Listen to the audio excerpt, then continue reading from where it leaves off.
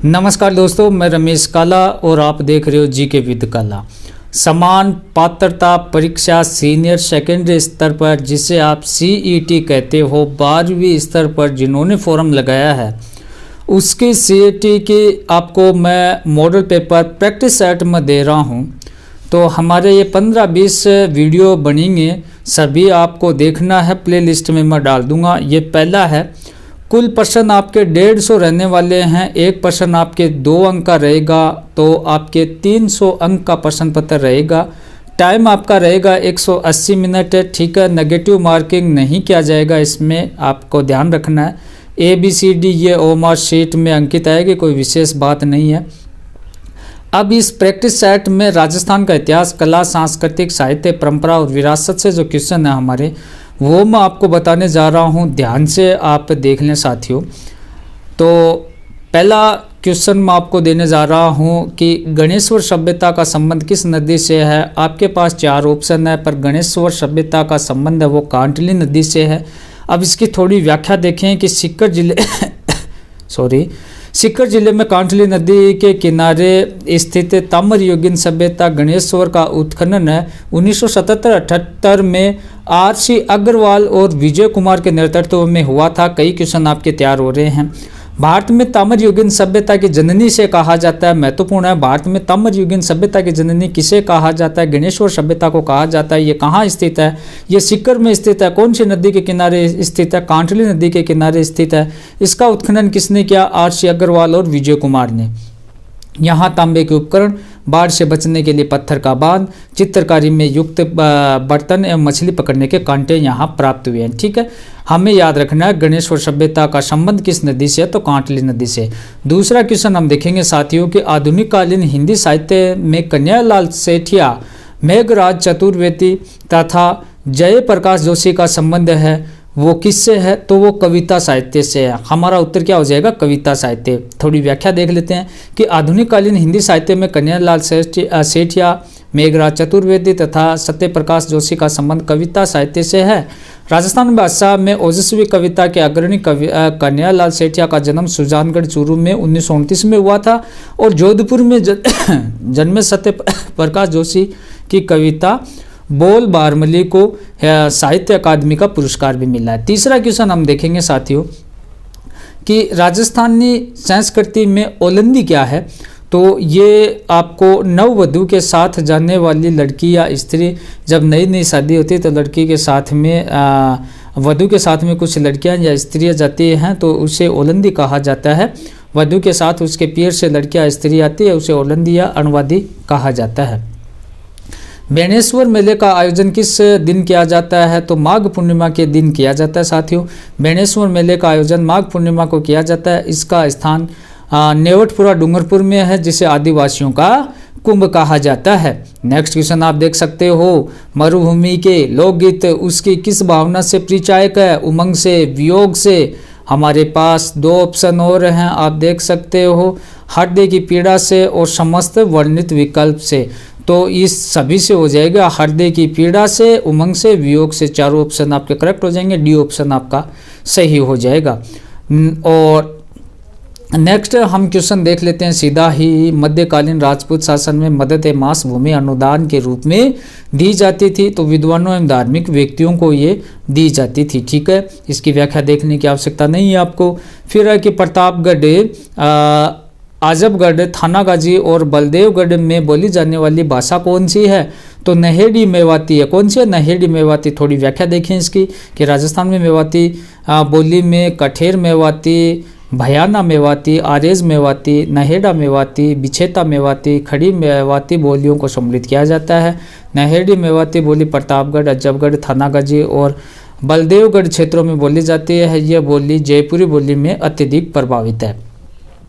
Next question आप देख सकते हो साथियों कि राज्य के किस किले को सोनगिरी कहा गया है? तो जालोर दुर्ग को सोनगिरी कहा जाता है।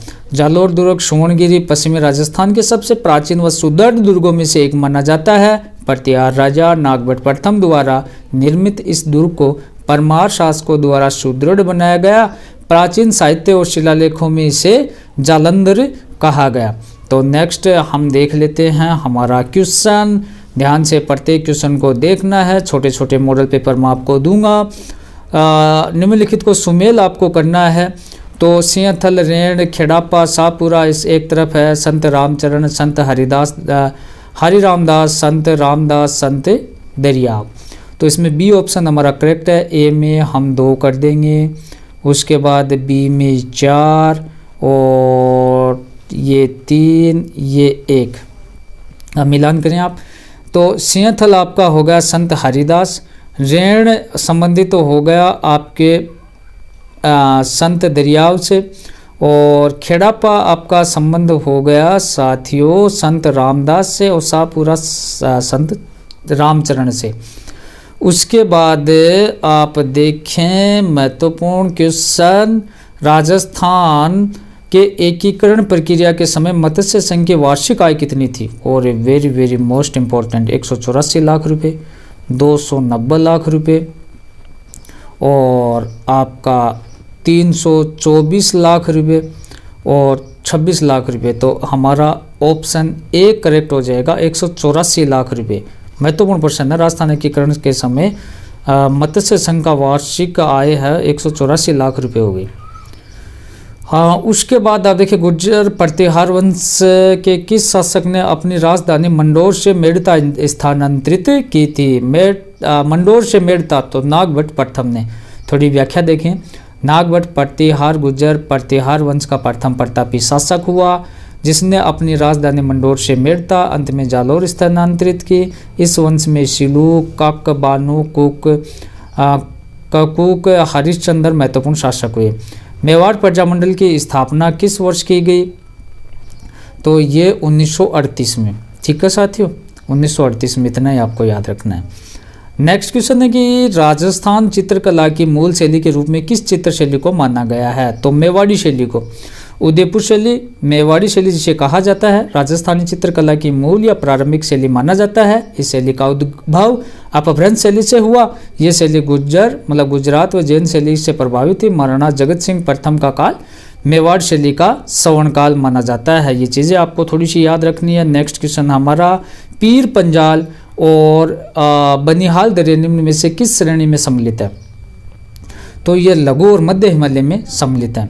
लघु और मध्य हिमालय श्रेणी महान हिमालय के दक्षिण तथा शिवालिक हिमालय के उत्तर में उसके समांतर फैली है। पीर पंजाल श्रेणी इसका पश्चिमी विस्तार है, जिसका जम्मू कश्मीर हिमाचल राज्य तक फैलाव मिलता है। इस श्रेणी में पीर पंजाल और बनिहाल 2 प्रमुख दर्रे हैं। निम्नलिखित में से किस झील को राजस्थान की दूसरी रामसर साइट आर्द्रभूमि घोषित किया गया? तो सांबर झील को। ठीक है जी। उसके बाद नेक्स्ट हमारा क्वेश्चन हम देखें, सहरिया कथोड़ी जनजाति विशेष कार्यक्रम कब संचालित किया गया? 2004-05 में। 2004-05 में राज्य सरकार द्वारा इस कार्यक्रम के तहत उक्त जनजातियों को खाद्य सुविधा उपलब्ध करवाई गई। वर्तमान में मनरेगा के तहत उन्हें 200 दिन का विशेष रोजगार उपलब्ध करवाया जा रहा है। फिर है कि राजस्थान राज्य में 2001 से 11 के दौरान लिंगानुपात में कितने अंकों में वृद्धि हुई? तो उत्तर हो जाएगा 7 अंकों में। उसके बाद नेक्स्ट क्वेश्चन हम देख लेते हैं साथियों, राजस्थान के किस मृगवन को ग्रामीण चेतना केंद्र के रूप में विकसित किया गया? तो संजय उद्यान मृगवन को। ठीक है, याद रखना आपको। राजस्थान में वर्तमान में 7 मृग उद्यान है। एक तो अशोक विहार मृग उद्यान, ठीक है, और एक दुर्ग मृग उद्यान और एक पुष्कर मृग उद्यान। जैसे अशोक विहार जयपुर में, दुर्ग मृग वन है चित्तौड़ में, पुष्कर आपके अजमेर में, सज्जनगढ़ उदयपुर में, माचा सफारी पार्क जोधपुर में, संजय उद्यान मृग वन शाहपुरा में जयपुर, अमृता देवी मृग वन खेजड़ली जोधपुर में। ठीक है जी, और इतना सा आपको थोड़ा सा याद रख लेना है। Rajasthan institute of tourism and travel management RITTMAN का मुख्यालय कहाँ स्थित है? तो सिर्फ जयपुर आपको याद रखना है, जयपुर में। देश के कुल ऊन उत्पादन में राजस्थान का योगदान कितना है? तो ये 37.44% है। नेक्स्ट क्वेश्चन हमारा कि निम्न में से राजस्थान के किस जिले में बांका पट्टी जिसे कुबड़ पट्टी भी कहा जाता है फैली है? तो ये नागौर में, थोड़ी सी इसकी व्याख्या देखेंगे हम, महत्वपूर्ण है कि नागौर और अजमेर जिले की सीमा के आसपास भूमिगत जल में फ्लोराइड की अधिकता है। इसके कारण इस क्षेत्र में फ्लोरोसिस रोग, जिसे दांतों का पीलापन, हड्डियों का टेढ़ा होना, पीठ झुक जाना, बहुतायत में फैला है। अतः इस क्षेत्र में कुबड़ पट्टी, बांका पट्टी, हौच बेल्ट भी से कहा जाता है। निम्नलिखित में से किस झील में टापुओं की उपस्थिति के कारण ढेबर झील भी कहा जाता है?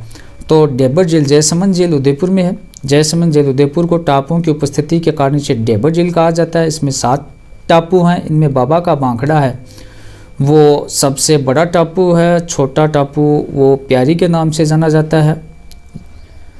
बाबा का बांखड़ा सबसे बड़ा टापू है, प्यारी सबसे छोटा टापू है, और इन पर भील, मीणा आदिवासी लोग हैं वो रहते हैं। नेक्स्ट क्वेश्चन आप देख सकते हो साथियों कि राजस्थान में प्रमुख ग्रेनाइट उत्पादक जिला समूह कौन सा है? ग्रेनाइट उत्पादक प्रमुख जिला हमसे पूछा है तो जालोर, बाड़मेर, सिरोही, राजसमंद, भीलवाड़ा। ठीक है जी। कोपेन के अनुसार राजस्थान का सबसे बड़ा जलवायु प्रदेश कौन सा है? तो BWSW, इसको थोड़ा सा देखें। इसने कोपेन ने जलवायु का वर्गीकरण किया है। AW है वो उष्णकटिबंधीय आर्द्र प्रदेश कहा जाता है। BSSW को अर्ध शुष्क प्रदेश कहा जाता है। BWSW इसे उष्ण शुष्क प्रदेश कहा जाता है। तो ये चीज़ है उष्ण शुष्क प्रदेश BWSW। CWG इसे मानसूनी वर्षा क्षेत्र कहा जाता है। ठीक है जी। BWSW राज्य का सबसे बड़ा जलवायु प्रदेश है। इस प्रदेश में जैसलमेर, बीकानेर, गंगानगर, हनुमानगढ़, चूरू जिले के कुछ भाग इसमें शामिल है। जोड़ी आपको बनानी है इसमें। तो A में 2 हो जाएगा, जबलपुर नर्मदा नदी के किनारे। पेरिस सेन नदी के किनारे 3 हो जाएगा। लंदन और टेम्स नदी के किनारे। लाहौर और रावी नदी के किनारे। ठीक है, इस प्रकार से हमें लिख देना है। और ये चीज़ें दे दी गई है यहाँ पर। जबलपुर नर्मदा नदी के किनारे, पेरिस सीन नदी के किनारे, लंदन टेम्स नदी के किनारे, लाहौर रावी नदी के किनारे। राजस्थान में सेम की समस्या मुख्यतः किस क्षेत्र में अधिक है? तो नहरी सिंचित क्षेत्र में। जलावरण या सेम, जल ज़्यादा बढ़ जाना। ठीक है, सेम की समस्या नहरी सिंचित क्षेत्रों में अधिक होती है। नीचे चट्टानी स्तर होने के कारण जल भराव ज़्यादा रहता है और भूमि के उपजाऊपन को नष्ट करता है। जल भराव की समस्या को स्थानीय भाषा में सेम समस्या कहा जाता है। राजस्थान के गंगानगर, हनुमानगढ़ जिलों में सूरतगढ़ है, बड़ोपल है, राउतसर है, बीकानेर, लोणकरणसर क्षेत्र में समस्या देखने को मिलती है। कौन सा वृक्ष आदिवासियों का कल्प वृक्ष कहा जाता है? तो आदिवासियों का कल्प वृक्ष महुआ कहा जाता है। आदिवासियों का कल्प वृक्ष के नाम से प्रसिद्ध महुआ डूंगरपुर, बांसवाड़ा, उदयपुर, चित्तौड़ सर्वाधिक पाया जाता है। आदिवासी इसमें मावड़ी नामक देशी शराब बनाते हैं। इसका वानस्पतिक नाम मधु का लोंगोफोलिया है। नेक्स्ट देखेंगे हम CT 12वीं बेस पर भारत का प्रथम राष्ट्रीय उद्यान कौन सा है? तो कार्बेट नेशनल पार्क A कर देंगे इसमें। भारत का प्रथम राष्ट्रीय उद्यान जिम कार्बेट नेशनल पार्क है। इसकी स्थापना वर्ष 1936 में हेली नेशनल पार्क के रूप में की गई। वर्ष 1973 में प्रोजेक्ट टाइगर की शुरुआत इसी उद्यान से की गई। छोटे छोटे वीडियो मैं आपको बनाऊंगा। ये चीज़ें हैं, ये जो हमारी रह गई है, ये नेक्स्ट वीडियो में आपको मैं प्रोवाइड करवाऊंगा साथियों। नेक्स्ट वीडियो में देखेंगे इसको, क्योंकि बड़ा बन जाएगा वीडियो। सब कुछ इसमें आपको कवर करवाया जाएगा। आपको चैनल को सब्सक्राइब कर लेना। एक मेरा व्लॉग चैनल इस वीडियो के नीचे डिस्क्रिप्शन में उसका लिंक है, उस चैनल को आप ज़रूर सब्सक्राइब करके रखें। प्लेलिस्ट में CT की तैयारी करके ज़रूर जाएं। कुछ चुनिंदा मॉडल पेपर हमारे होंगे, उसी में आपको पूरा पेपर देखने को मिलेगा। हंसते रहें, मुस्कुराते रहें। धन्यवाद दोस्तों।